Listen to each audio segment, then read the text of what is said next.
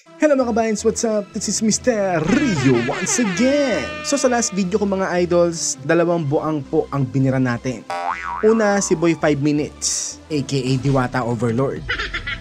At yun naman pong isa ay si Fake Newsman. At may napansin na nga ako mga idols. At ito guys walang ganito ang Duterte Camp. Okay? Kasi guys, karamihan po ng mga vloggers sa Duterte Camp ay kumikita naman po sa Facebook, sa YouTube. Kaya di po namin kailangan ng perang ipangsusuhol ng mga pulpolitiko na to. At napansin ko lang mga idols ang mga vloggers pala ni Bangagski ay merong iba't ibang style.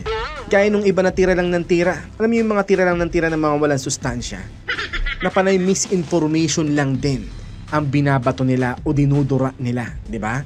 Pero itong si Sangkay Bangkay, iba ang trabaho nito sa administrasyon ni Bangag. Kasi ang trabaho niya guys ay i-brainwash ang taong bayan. I-brainwash ang more than 1 million followers niya o subscribers niya sa YouTube. At libu-libong followers niya sa Facebook. So matindi pala ang role nito ni Sangkay Bangkay kasi siya ang may pinakamaraming following and subscribers di ba? Yung iba guys parang wala lang. Tira-tira lang sila ng mga kung ano-ano. Sadyang mga troll lang talaga. So dahil i-brainwash ang isipan ng taong bayan ang trabaho ni Sangkay Bangkay, kaya kung makareact siya sa mga pangyayari ngayon sa ating bansa, putya parang gulat na gulat siya sa mga nangyayari ngayon sa Pilipinas. Alam niyo yung parang kalalabas lang ng bahay niya after 100 years. Kaya gulat na gulat siya sa mga nangyayari. Putya, ano yun? Late bloomer lang ang peg, boss. So guys, may mga kadides po tayo na ang advokasya ay banatan ang mga bumabanat kina FPRRD and VP Sara, di ba? So tingin ko ang magiging mission ko naman ngayon ay i-fact check ang mga fake news na pinapakalat ni Sangkay Bangkay at iba pang mga vloggers ni Bangagski mga idol. Kasi guys, bini-brainwash po talaga nila ang mga tao. Na kesyo ang dami nagawa ng amo niyang si Bangag, no? Kaya nga guys, ito po ang kauna-unahan kong na-debunk kay Sangkay Bangkay. Watch mga idol. Ayon daw kay Sangkay Janjan, 16 trillion daw ang utang ng Pinas ngayon. Pero 13 trillion daw ay nagmula daw sa Duterte administration.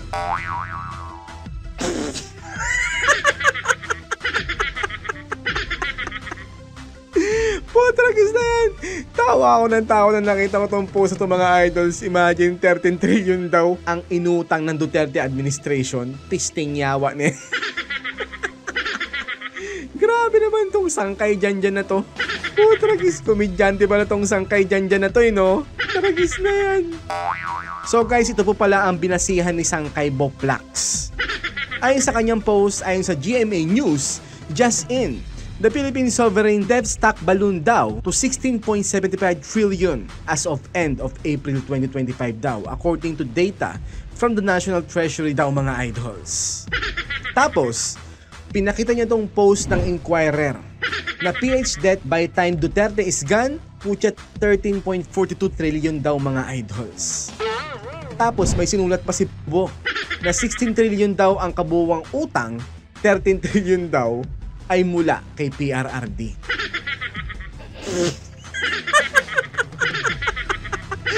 Tragis. FYI, di dapat Sangkay Janjan ang pangalan mo. Dapat Sangkay Sablay. For your information, ang sinasabi sa Inquirer post na to, putya magtatagalog pa ako ha, para naman maarok ng utak mong mababaw ang pang-intindi mo. Ha? Sabi sa Inquirer post, ang utang daw ng Pilipinas pagkatapos daw po ni Duterte ay umabot daw po ng 13.42 trillion pesos. Okay? Kabuuang utang yan, tanga. Anong sinasabi mo 13 trillion mula kay PRRD? Boplax. Oh, for your information ulit. Ha? Kasi buka news ang pinapasak mo sa utak ng mga bubong followers mo Okay? Ayon sa akin pananaliksik, bago umupo si PRRD, ang kabuwang utang ay more than 5.9 trillion pesos noong June ng 2016. Okay? Tapos, June ng 2022 pagkatapos ng kanyang termino, nagipong more than 13 trillion ang naging utang ng Pilipinas. Okay? So do the math. O ako na, kasi buka, Baka di mo alam gumamit ng calculator. So kung ang babasihan ko is yung 13.42 trillion na pinost mo, ima-minus ko yung 5.9 trillion pagkaupo ni PRRD. Okay? So 7.5 trillion ang kabuwang utang ni PRRD sa kanyang administrasyon kung ang babasihan ko ay yung post mo na more than 13 trillion. Okay? Pero ayon sa akin pananaliksik ay nasa more than 6.8 trillion pesos lamang ang nautang ni PRRD. Dahil ayon sa akin pananaliksik mga idol, June 2016, more than 5.9 trillion ang utang ng Pinas. Tapos, noong June 2022 pagkatapos ng kanyang term, ay more than 12.7 trillion ang naging kabuuang utang ng Pilipinas. So kung ima-minus mo ang figures ng before and after his presidency, pumapalo lamang po sa more than 6.8 trillion ang nautang ni PRRD. Okay ba, sangkay sablay? Oh, so may payo ako sa'yo, okay? Mag-aral ka muna, boy. Bago ka magpo-post ng mga kung ano-anong katnahan, okay? Dahil ang mga ululistang followers mo, may hina ang mga utak, okay? Akala nila, totoo ang mga pinopost mo. So kumbaga parang yung mga pinopost mong news ay parang ayan. Tapos, yan ang finifeed mo sa mga utak ng mga followers mo. Kaya pala nagiging utak ay ang mga ululista dahil pala sa'yo. Panay news kasi, ang pinapakalat mo. Tama. So uulitin ko ha, mag-aral ka muna. Pag-aralan mo muna ang mga pinopost mo sa page mo. Okay? Para di ka nagmumukhang tanga. Ngayong na-debunk ko ang post mong flux ka, it's up to you now kung buburahin mo ang kabuhang post mo o paninindigan mo yung kabuhan mo. Oh, walang iyakan ha. So yan po ang first missile ko sa kanya, sa hamon ko sa kanyang vlog war. Ito naman po ang follow-up na rebuttal ko dun sa first missile ko sa kanya mga idols. Watch. Sa totoo lang nakakaawa po ang tao na to, kaya naman po tutulungan ko siya na maintindihan kung bakit 13 trillion ang naging kabuuang utang ng Pilipinas pagkatapos ni PRRD. Okay? Pakisend na lang po kay Sangkay Sablay ang video na to para naman po ma-inform na siya. So simula po tayo sa tatay ng amo niya na si Marcos Sr. Okay, na ang inutang niya ay 395 billion pesos sa loob ng 20 years. Kaya pagkatapos siyang napatalsik sa Malacanang ng mga dilawans, ang iniwanan niya pong utang kay Cory Aquino ay 395 billion pesos. Okay? Isunod na po natin si Cory Aquino mga idol. Ang inutang niya naman po ay 475 billion pesos. Ewan ko kung saan niya nilagay ang mga pera na yan. Wala naman nagawa yan, di ba? Kaya naman po nung natapos niya ang kanyang 6 years of her presidency, naging na pong 870 billion ang utang ng Pilipinas. Okay. Sunod, ang inutang naman po ni Fidel V. Ramos ay 626 billion pesos. Di ko rin alam kung saan niya nilagay ang inutang niya na yan. May nagawa bang something remarkable itong presidente na to? Ewan ko Pero sige guys, i-research po natin next time. Okay ba?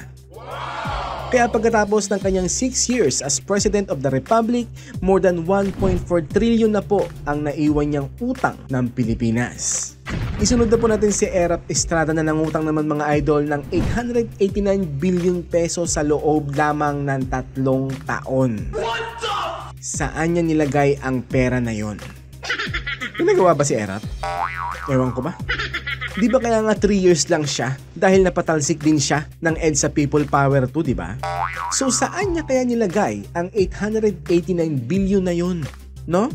Kaya guys, ang iniwanan niya pong utang ng Pilipinas pagkatapos niya pong ma-impeach ay 2.3 trillion pesos. Isunod po natin si Gloria Macapagal Arroyo mga idol na nangutang po ng more than 2.3 trillion pesos sa loob ng 9 na taon. Meron ba kayo guys alam na nagawa rin ni Gloria? Ako guys, curious lang din ako no? Subukan ko nga rin i-research tong mga to one time, no? Tingnan natin kung anong mga nagawa ng mga to, no? So ang iniwanan niya pong utang ng Pilipinas noon ay nasa more than 4.7 trillion pesos mga idols. Isunod na po natin si Benigno Aquino III na nangutang naman guys ng 1.3 trillion pesos. Aba dapat lang ganyan lang kaliit ang utang niya. Kasi wala rin naman nagawang maganda yang si Abnoy sa Pilipinas, di ba? So after guys ng presidency niya, ang iniwanan niya pong utang ng Pilipinas ay more than 5.9 trillion pesos mga idol. So ayon po sa aking bagong research ngayon, more than 5.9 trillion po ang minanang utang ni PRRD. So dahil nga po sa Build Infrastructure Program at dahil din po sa pandemic, kaya po inabot ng 6.89 trillion ang nautang ni PRRD. Naiintindihan mo na ba, sangkay sablay, kung saan galing yung another more than 6 trillion utang? Ha? Galing yung mga yan sa mga utang ng mga nagdaang presidente. Ha? From Marcos Sr. to Aquino, to Ramos, to Estrada, to Arroyo at kay Aquino. Okay? Wag na. Okay ba boy? Kaya inabot ng more than 13.42 trillion ang kabuuang utang ng Pinas pagkatapos po ng termino ni PRRD. Ang pagkakautang ni PRRD mga idols ay reasonable kasi siya naman ang may pinakamaraming nagawa sa mga nagdaang presidente magmula kay Curicong Aquino. Tama. At kahit pagsamasamahin pa ang mga accomplishments ng mga yan, wala pa rin pong sinabi yan kay former President Duterte. Tama. Gets nyo? Tapos, yung amo mong si Pangag, putya 3 years pa lang sa pwesto, aba nakaka 3.2 trilyong utang na. Pero yung mga nagawa niyang magaganda para makatulong sa mga tao, putya nowhere to be found pa rin. Puro drawing. Yung 194 nga sa Build Better More infrastructure accomplishment niya, ilang piraso pa lang ang nagagawa doon di ba? Pero accomplishment na daw. Ang cute, di ba? So ayan sana naman ay nagets na ng mga idol ng mga ululista na si Sangkay Sablay ang paliwanag ko. So yan po ang pinaka second missile ko na patama ako sa kanya mga idols. Yung paniliwanag ko sa kanya kung bakit 13 trillion ang kabuuang utang pagkatapos ng termino ni PRRD. Mangmang kasi, hindi niya alam kung bakit naging 13 trillion. Sabihin niya ba naman, yun daw ang kabuuang utang ni PRRD. Tapos guys, ito naman po ang third missile ko sa kanya. Watch this. Akala mo naman may something special sa video na ginawa niya no? Saka marami rin po sa akin nagme-message na may video ka daw tungkol sa Taliano Gold ng mga Marcos. Ako guys, aminado ako. Nakabilang ako sa mga na-scam ng Taliano Gold na yan. Nagkaroon pa nga ako ng video about that, diba? And I regret na ginawa ko yun. Siyempre matindi yung mga sinasabi nila noon na yun daw po ang dahilan kaya sobrang yaman daw ng mga Marcos noon, di ba? Yun po yung sinasabi nilang rason o paliwanag ng ill-gotten wealth ni Marcos, di ba mga idols? Tama. Pero nung naging presidente na si Bangag, dun ko lang po napatunayan na ang pesting Taliano Gold na yan ng mga Marcoses ay isang kathang isip lamang. At isa lamang scapegoat para pagtakpan ang ill-gotten wealth ni Marcos Sr. Ano nga sabi ni Bangag noon about Taliano Gold? Watch this mga idol. Marcos Gold na po ba? Wala pa ako nakikitang gold sa buong buhay ko. Kaya nagugulat kami pag pinag-uusapan yan. Kung saan daw nanggaling, kung saan daw ginagamit. Kung talagang meron yan, 35 taon na kami mula yung father ko sa president. Nasa na yung gold na sinasabi nila? Siguro naman sa ito nila na sinasabi nila. Hindi hanggang ngayon, hindi pa nila mahanap. Hindi nila mahanap because it doesn't exist. Imagine pagkatapos ng lahat ng pagpapakalat nila ng Taliano Gold propaganda na yon, sa kanya biglang babawiin ng mga claims sa propaganda na yon. Imagine that? So meaning those information are just red propaganda para hikayatin o lokohin ng taong bayan para iboto siya sa pagka-presidente. Diba? Ganun lang yun. Sinabi niya yung mga kataga na yon para wala nang asahan ang taong bayan na ibibigay nila sa taong bayan ang yaman na yon. Siyempre para wala silang kahati kung sakasakalin totoo yun. Diba? Putya inidulo ko ang tatay niya dahil sa mga nagawa niya. Pero yung about sa ill-gotten wealth, mukhang malabo na po na mapagtakpan nila ang mga yon. Sadyang pinagana lang talaga ng mga Marcoses ang pera nila para makalikha ng mga red propaganda para pabanguhin ang pangalan nilang naaagnas na. Diba? And they succeeded. Look at him now. Diba? He is the President of the Republic. Most probably the most stupid and weakest president in the history of our government. Kasi guys, kung hindi propaganda at panluloko ng kampo yun ni Bangag, dapat during the time na kumakalat ang fake news na yon about Taliano Gold na sinasabing dahilan kung bakit sobrang yaman nila, dapat yung mga oras na hindi pa siya nagpa-file ng COC for President, dapat dinebunk niya na yon. Kaso hindi.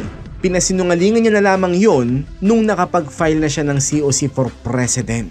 Kaya no choice na ang mga tao nun. Kasi kung pinasinungalingan niya na yun noon pa, edi sana pinush na lang po natin si VP Sara na tumakbo sa pagka-presidente, di ba? Kasi wala naman ang aasahan ng lahat sa pesteng gold na pinagkakalat ng kampo nila noon, di ba? So it simply means na fooling the masses about the Taliano Gold is really intentional talaga. Kaya nga nabansagan si Bangag na budol-budol man eh. Kasi nga, nabudol niya ang mga Pilipino. Yun ang dahilan kaya wala nang tiwala ang mga Pilipino dyan kay Bangag. Diba? Taliano Gold Pamor. So ito naman po ang fourth missile ko sa kanya mga idols. Watch. So ngayon naman mga idols, ide-debunk na naman po natin ang claim ni Bangkay Sangkay Sablay na accomplishments daw ito ng amo niyang si Bangag mga idols. Pucha, nakakahiya. Imagine kin-Reddit grab ni Sangkay Bangkay Sablay ang NCAP na wala namang kinalaman ang amo niyang si Bangag, you know? Another misinformation na naman mga idols. Nakakaya ka talaga Sangkay Bangkay Sablay pala. So ang tanong mga idols, dapat nga bang isama sa mga accomplishments ng amo niyang si Bagski ang NCAP? So bago po natin sagutin yan mga idol, ang NCAP ay isa pong pulisiya sa trapiko na gumagamit ng CCTV at automated system upang mahuli ang mga traffic violators ng hindi pisikal na humihinto or hinuhuli ng traffic enforcers. Okay? Bagamat may mga lugar na ipinapatupad dito sa panahon ni Bangag, hindi po ito kabilang sa mga programa niya. Okay? Pero sinasabi ng mga ululista, dapat daw isama yan sa accomplishment ng amo nila. Kasi nangyari daw sa panahon niya. Ang sagot ko naman doon, hindi porkit sinusuportahan niya ang NCAP, dapat nang isama sa accomplishment niya. Putya, mahiya naman siya, uy. So to answer the question earlier, the answer is no. Okay? So bakit hindi niya ito pwedeng isama sa mga accomplishments niya? Simple lang mga idols. Kasi inumpisahan po ang NCAP bago pa lang siya maging panggulo, pangulo ng bansa. Halimbawa, ang lungsod gaya ng Manila, Valenzuela at Parañaque ay nagsimulang magpatupad ng NCAP bago pa ang kanyang termino. Nagkaroon pa nga ito ng kontrobersya sa legal issue, di ba?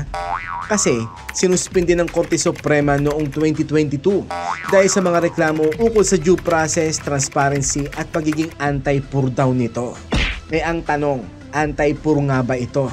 The answer is no. Kasi ang totoo, anti-kamote ang NCAP mga idols. Pero anti-poor? No. Not even close. At papaano magiging anti-poor yun? Puro may mga sasakyan ang mga maaapektuhan nito. Hindi naman yung mga nasa laylayan. Diba? So in conclusion, hindi po ito kabilang sa mga pangunahing accomplishments ni Bangag. Pwedeng nabanggit niya ito bilang bahagi ng modernisasyon sa transportasyon pero hindi po siya ang nagpatupad nito. Okay? Dahil ang NCAP mga idols ay ipinakilala po ng MMDA noong November 7, 2002 sa pamamagitan ng MMDA Resolution number 2-49. So sobrang tagal na po pala nito mga idols. Noong February 16, 2016, muling pinagtibay ng MMDA ang patakaran sa pamamagitan ng MMDA Resolution number 16-01 na nagpatupad ng NCAP sa mga pangunahing kalsada sa Metro Manila tulad ng EDSA at C5 or Circumferential Road 5 gamit ang mga CCTV. Bukod sa MMDA, ang mga LGUs ay nagsimula rin po magpatupad ng kanilang bersyon ng NCAP noong 2018 Gaya na lang po ng lungsod ng Parañaque na sila po ang kauna-unahang LGU sa bansa na nagpatupad ng fully unmanned traffic apprehension system. Sumunod naman po dito ang Valenzuela noong September 2019. So 2002 pa po pala ang NCAP sa Metro Manila mga idols. Tapos ang Parañaque ang pinakaunang LGU na naglungsad ng ganap na automated na bersyon noong 2018.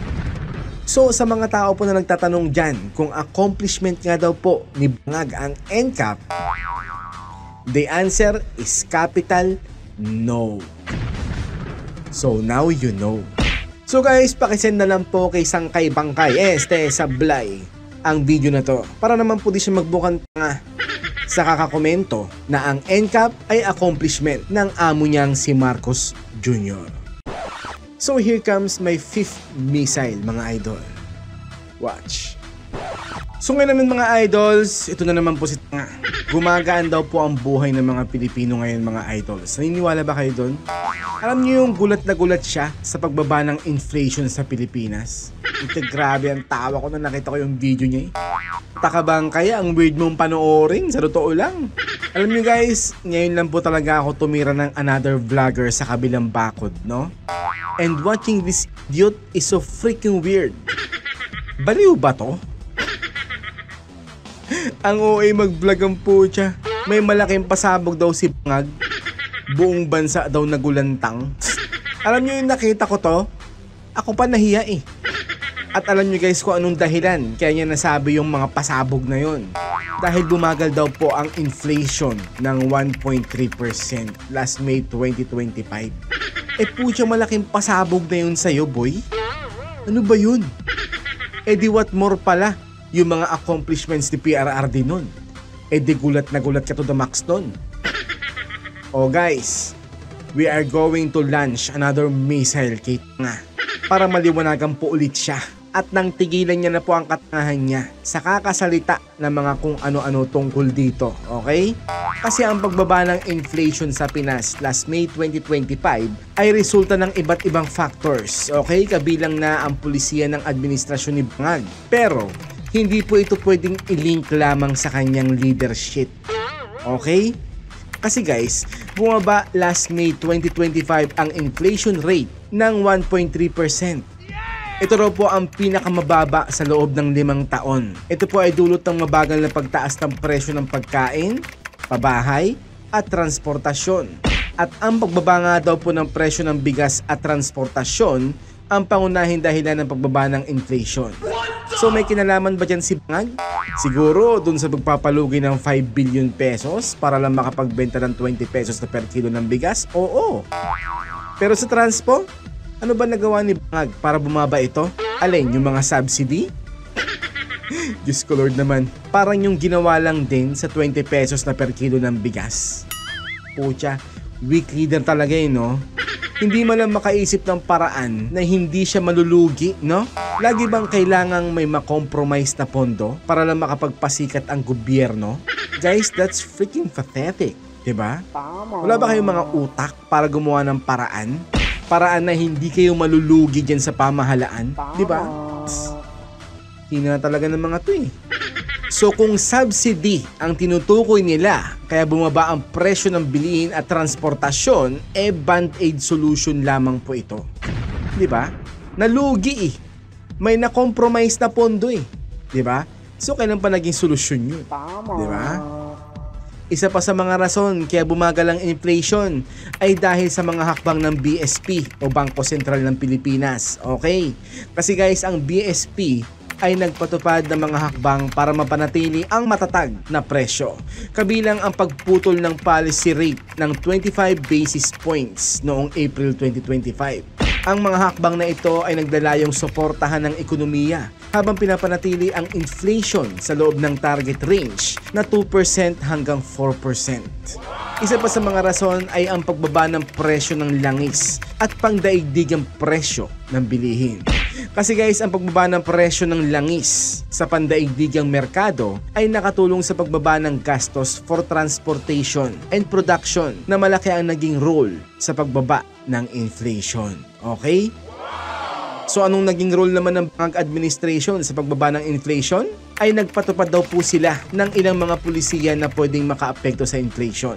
Gaya ng pagpapatuloy ng mga proyekto pang infrastruktura na maaaring magpasigla sa ekonomiya at magbigay ng trabaho na tumutulong sa pag-stabilize ng presyo ng bilihin. Pagpapatupad ng mga programang pang-agrikultura para guys lalong mas maging okay ang production ng pagkain, ang isa sa pwedeng maging ambag sa pagbaba ng presyo ng mga pangunahing bilihin. Okay? So in conclusion, habang ang mga pulisiya ng administrasyon ni Bangag ay pwedeng magkaroon ng ambag sa pagbaba ng inflation, ang pangunahing factor ay ang pagbaba ng presyo ng pagkain at transportasyon. Pati na rin po ang ginawa ng BSP. So ang pagbaba ng inflation ay resulta ng kombinasyon ng mga panloob at panlabas na factor at hindi pwedeng sabihin na si Bangag lang ang may gawa niyan. Okay ba, sangkay-bangkay? O diba? Ang babaw ng kaligayahan ni sangkay-bangkay, diba? So guys, ito naman po ang 6 missile ko sa mga exaggerated and misinformation na mga sinasabi niya. Let's go mga idol! So guys, this is me Sangkay dyan. I-flex ko lang ulit to. Nung may na-discover tayo ngayon mga sangkay na malupit. Alam nyo ba mga sangkay na mayroon ng electric car taxi sa ating bansa? Putragis na yan. Putya sa video na to mga idols, gulat na gulat siya. Dahil meron na daw electric taxi sa Pilipinas. Ano ba naman yun, boy? Gulat na gulat? Siguro gulat na gulat nung nagkaroon ng kuryente sa kanila, no? Uy, kuryente! Buset na yan. Ano ka, nanggaling sa pagka-8 man? Gulat na gulat sa electric taxi. Well, for your information, sangkay-bangkay, parang NCAP lang yan eh. Na lahat na lang ililink mo sa amo mo para lang masabing marami siyang nagagawa no? Pero na-fact check kita, di ba? Kasi 2002 pa pinakilala ng MMDA ang NCAP sa Metro Manila. Okay? So anong pinagsasabi mo na para bang sinasabi mo na si BBM ang may gawa ng NCAP? Ha? So ngayon naman mga idol, ito naman po ang fact check ko about sa kinagulat niya dahil meron na daw pong electric taxi sa Pilipinas. Well, for your information, sangkay-bangkay, ang Pilipinas ay may mga electric or hybrid at mobility pilot projects na mula pa noong 2010. Okay? Imagine 2025 na, ngayon mo lang nalaman yan. Ang ignot mo pala, no? Sayang ang binabayad sa'yo ng administrasyon, no? FYI ulit boy, ha? Para naman maging inform ka. Nagkaroon na po ng e-trike taxi sa Puerto Princesa noong 2010 ng isang electric tricycle na ginamit bilang taxi sa Puerto Princesa Airport sa Palawan. Okay? At kahit hindi po ito tradisyonal na kotse, sinimulan po nito ang paggamit ng electric public transport sa bansa. Okay? Sunod, nagkaroon din po ng first EV sedan taxi BYD F3 noong May 2015 na ang BYD F3 ang naglunsad ng EV-like taxi sa Manila sa pakikipagtulungan ng Starcore at World Transport. So yan po ang earliest physical taxi fleet na may electric hybrid features. Baka ito yung nakita nyo mga idol. Yung GrabX BYD pilot last June 2024 inilunsad ng Grab Philippines kasama ang BYD Cars Philippines and pilot study gamit ang BYD Dolphin EVs bilang Transport Network Vehicle Services or TNVS vehicle sa Metro Manila sa BGC, Makati, Pasay at Mandaluyong. Layunin po nitong pag-aralan kung practical ang electric cars para sa everyday ride-hailing. Hindi ko po binuo ang video ni Bangkay, pero ito po ata ang nakita niya. Itong GSM or Green and Smart Mobility ng Vietnam na nag-announce sa pagpasok ng VinFast electric taxis na may plano para sa 15,000 units. Ang rollout ay nagsimula sa Metro Manila, sunod ang Cebu at Davao City. So ang Vietnam's GSMI's e-taxi service in the Philippines aims to provide eco-friendly taxi services utilizing VinFast electric cars exclusively in 2024. So nasaan ang pangalan ng amo mo dyan? Ha? Meron ba? Yan ang problema sa'yo, sangkay-bangkay. Lahat na lang ng mga nakikita mong maganda sa paligid mo, akala mo ang amo mo ang may gawa. Baka mamaya yung bahay na magandang nakikita mong mga bagong gawa sa lugar nyo, sabihin mo, ang amo mo ang may gawa. Parang ogag lang ano. So guys, I just launched my 6 missile sa hamon kong vlog war kay Sangkay Bangkay. Kita nyo naman guys, lahat ng mga missile ko ay may sustansya at meron kayong matututunan. Very informative, di ba? Tama. Sa kanya ano? Hello? Sa milyon-milyong subscriber niyan at followers niyan, putya, hoy gising. Pero guys, ina-expect ko naman na di po tayo papatulan niyan. Kasi more than 35k subscribers pa lamang po ang inyong lingkod. Pa 1 million subscribers daw po muna ang inyong lingkod. Kaya naman guys, for more videos, Please subscribe to Mr. Rio Official on YouTube and follow Mr. Rio 2.0 on Facebook Meta. Thanks, Makabayans.